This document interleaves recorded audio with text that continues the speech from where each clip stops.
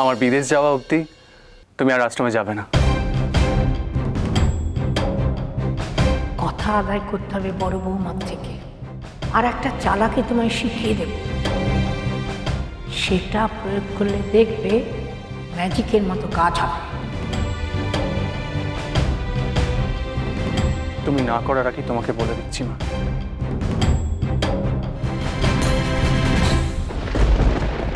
তোমাকে আমার মাথার দিব্যি, আমার বিয়ে হওয়া পর্যন্ত আর আমার বিদেশে যাওয়া পর্যন্ত তোমাকে এই বাড়িতেই থাকতে হবে।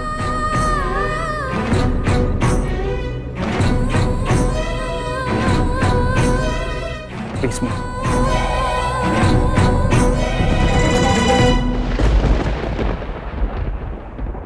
আমি আর কতদিনই আছি বলো এই বাড়িতে? এই কটা দিন তোমাকে আমার পাশেই থাকতে হবে মা, সব সময়। সই, আমি আবার তোদের দু চোখে না, আমি ওই ছাই চাপা আগুন দেখতে পাচ্ছি। সই, ছাইটাকে এক ফুয়ে উড়িয়ে দিয়ে সব তোর আগুনটাকে উস্কেতে। সই, একই দুটানায় ফেলে দিল ঠাকুর আমায়। মাথা উঁচু করে দাঁড়ানোর স্বপ্নটাকে আঁকড়াবো, নাকি সন্তানের আবদার মেটাবো? কি হলো মা, কি ভাবছো তুমি? তুমি একবার জাস্ট নিজের মুখ থেকে আমাকে বলো যে তুমি আমার কথাটা রাখবে। বুঝেছি, ছাড়ো তুমি। আমি এতদিনের জন্য বিদেশে চলে যাচ্ছি, তার আগে তোমার কাছে একটা সামান্য জিনিস চাইলাম, সেই কথাটাকেও তুমি আমাকে দিতে পারলে না। দিলাম কথা টিপো, আর কোথাও বেরোবো না আমি। খুশি?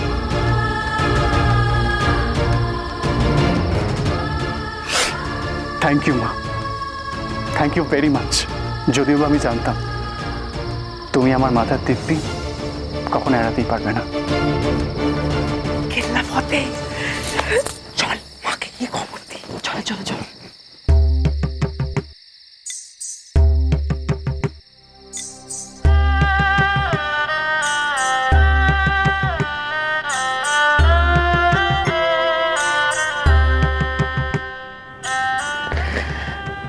সত্যি আমার পড়াশোনার পাট চুকে গেল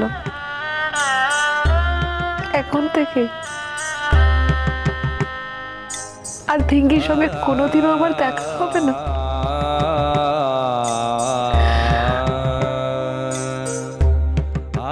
জানো তো মামা,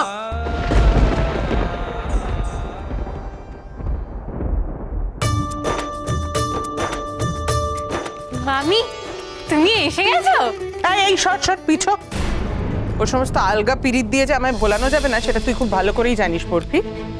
তুমি এখনো রেগে আছো মামি? রাগ না তো, কার উপর রাগ করবো বরফি? তোর মামার উপরে। আমাকে বাড়ি থেকে কেউ চলে যেতে বলেনি বরফি, আমি নিজে চলে গিয়েছিলাম এটা দেখার জন্য যে আমি না থাকি সংসারটার কি হাল হয়। দেখলাম চলছে না, সে আমাকে ফিরিয়ে আনতেই হলো। আমি জানি তো মামি, তুমি জানো এই সংসারটা না তোমাকে ছাড়া খুব ফাঁকা ফাঁকা লাগে। আমরা সবাই তোমাকে প্রচন্ড মিস করেছি, তোমাকে ছাড়া এই বাড়িতে চলবেই না। আমি জানি বলছি, আমায় ছাড়া যে এই বাড়িটা চলবে না আমি জানি, কিন্তু তোকে ছাড়া আর চলবে? আমাকে তোর জন্য বেরোতে হয়েছিল না এই বাড়ি থেকে, এবার তোকে বেরোতে হবে।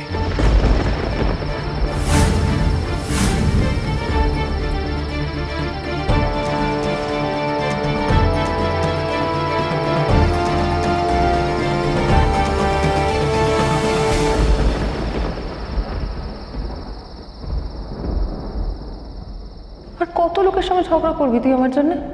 আমি তো থাকবো না, এরাই থাকবে। কেন বুঝিস না বলতো? আমাকে তোর জন্য বেরোতে হয়েছিল না এই বাড়ি থেকে, এবার তোকে বেরোতে হবে। আমার সাথে আজকে সবকিছু এত খারাপ কেন হচ্ছে বলো তো মা?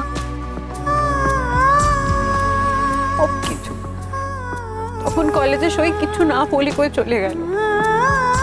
আর বলে গেল তো এই কথাটা, ও না থাকলে আমাকে নাকি ওই শিয়াল পণ্ডিতের চালা চামুন্ডার সাথে বন্ধুত্ব করতে হবে। বই গেছে আমার বন্ধুত্ব করতে। আমার বন্ধু একমাত্র সই, আর কেউ না, কেউ না। ও মামা, বলছি তুমি বলো না গো প্লিজ, কালকে সই কলেজে আসবে তো? বলো না। আমি না একটা ইডিয়েট, কোনো কাজের নই আমি। আমি এত কথা বলেছি সইয়ের সাথে, এত বকবক করেছি, বকবক করে কানের পোকা নাড়িয়ে দিয়েছি ওর। আসল কাজটাই আমার করা হয়নি, এর ফোন নাম্বারটাই নেওয়া হয়নি। কি করে যোগাযোগ করবো ওর সাথে? তুমি শুনলে তো বলো, মামি আমাকে কত কিছু বলে গেল। কত কষ্ট গো মা। সই না থাকলে আমি এইসব কাকে বলবো বলো? কিরে বরফি, কাকে কি বলবি? আরে আরে আরে কি হলো, কি হলো, কি হয়েছে বাবা? সইয়ের কলেজে আসবে না বলেছে। হ্যাঁ, আসবে না? কিন্তু তুই কাঁদছিস কেন? আচ্ছা আচ্ছা, শুনি শুনি পুরোটা। আচ্ছা বস বস লক্ষ্মী মেয়ে, বস বস এখানে বস। বল কি হয়েছে বল। হয়তো উনি তোর সঙ্গে মজা করছেন, হয়তো তোকে রাগাচ্ছেন দেখ গিয়ে। না মামা না, মজা করে কেউ এরকম করে বলো?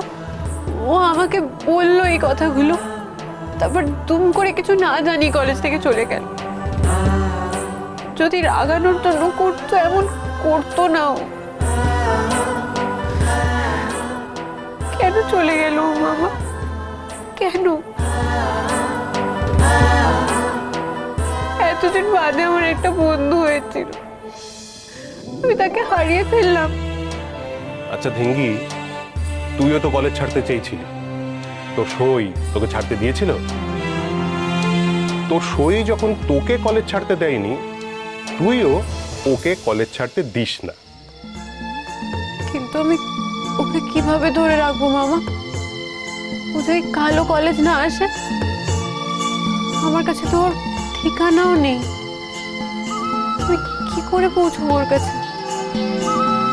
ঠাকুরকে ডাক ধিঙ্গি ম্যাডাম, মন প্রাণ দিয়ে ঠাকুরকে ডাক, দেখবি উনি তোদের মিলিয়ে দেবে।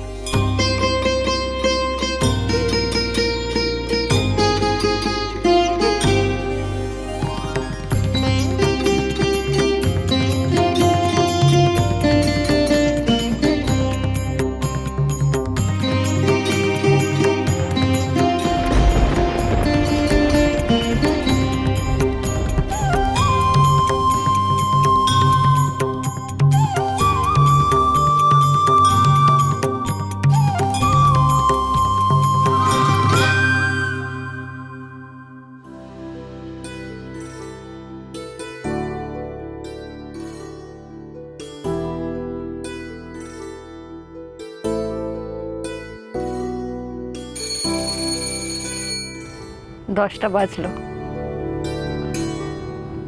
First class, GB first class নেওয়ার কথা। আমি তো বিসহচরী